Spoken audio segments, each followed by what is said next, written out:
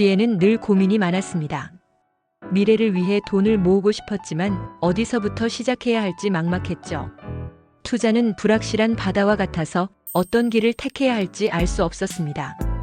그러던 어느 날 지혜는 오래된 서점에서 현명한 투자의 길이라는 낡은 책을 발견했습니다. 책 속에는 푸근한 미소를 가진 현명 씨가 그녀를 기다리고 있었습니다. 현명 씨는 지혜에게 투자의 원칙을 알려주겠다고 말했습니다. 투자는 마치 정원을 가꾸는 것과 같단다. 현명 씨가 말했습니다. 다양한 식물들을 잘 조합해야 아름답고 튼튼한 정원을 만들 수 있지. 어떤 식물은 빨리 자라지만 병충해에 약하고 어떤 식물은 느리게 자라지만 척박한 환경에도 잘 견딘단다. 이것이 바로 효율적 투자 곡선으로 재테크의 첫 번째 단계란다. 현명 씨가 칠판에 곡선을 그리며 설명했습니다. 주식과 채권을 적절히 섞으면 주식만의 위험은 줄이면서 채권보다 높은 수익을 기대할 수 있어. 이 곡선은 같은 위험에서 가장 높은 수익을 주는 조합들을 연결한 선이지. 지혜는 고개를 끄덕였습니다. 그럼 모든 사람이 이 곡선 위에 같은 지점을 선택해야 하나요?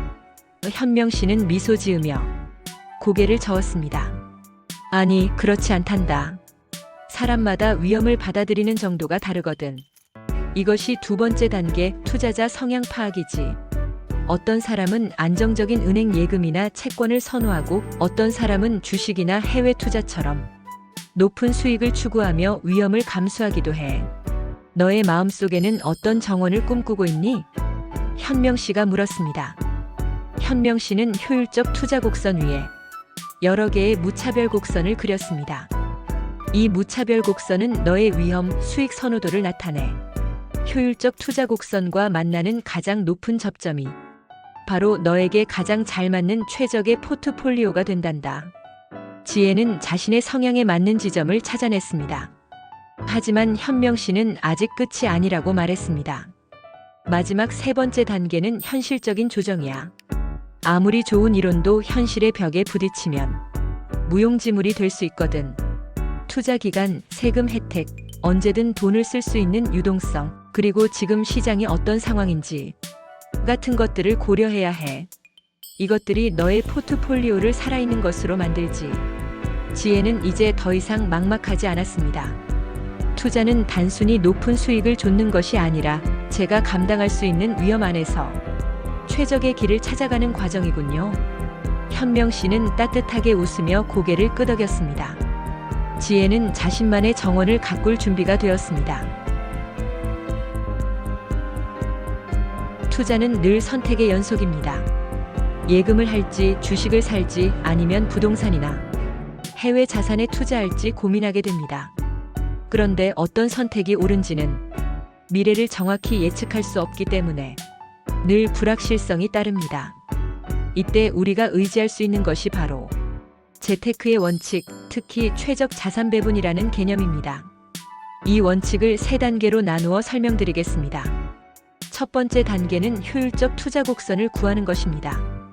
현대 포트폴리오 이론은 다양한 자산을 조합하면 개별 자산보다 더 나은 위험 수익 구조를 만들 수 있다고 설명합니다.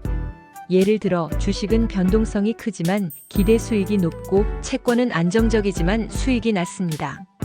두 자산을 섞으면 주식의 변동성을 완화하면서도 채권보다 높은 수익을 얻을 수 있습니다. 이렇게 여러 조합을 계산해 보면 같은 위험 수준에서 수익이 가장 높은 포트폴리오 혹은 같은 수익에서 위험이 가장 낮은 포트폴리오들을 연결한 선이 바로 효율적 투자 곡선입니다. 즉, 이 곡선 위에 있는 조합은 합리적인 선택이고 곡선 아래에 있는 포트폴리오는 비효율적이라고 볼 수 있습니다. 두 번째 단계는 투자자의 성향을 파악하는 것입니다.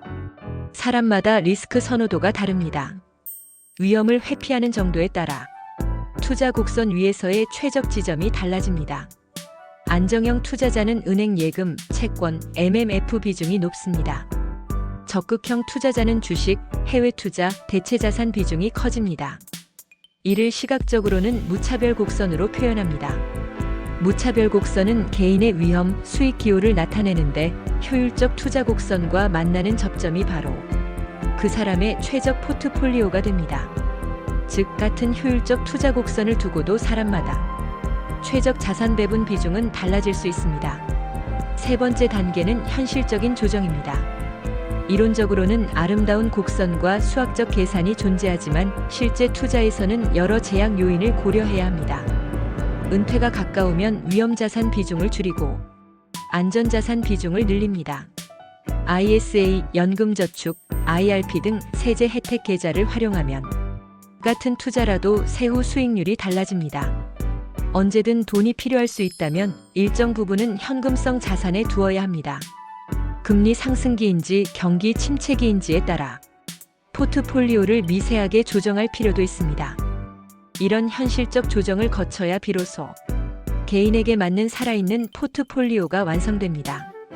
정리하면 재테크의 원칙은 효율적 투자 곡선을 산출하고 투자자 성향을 반영하며 현실적 조정을 더하는 것입니다.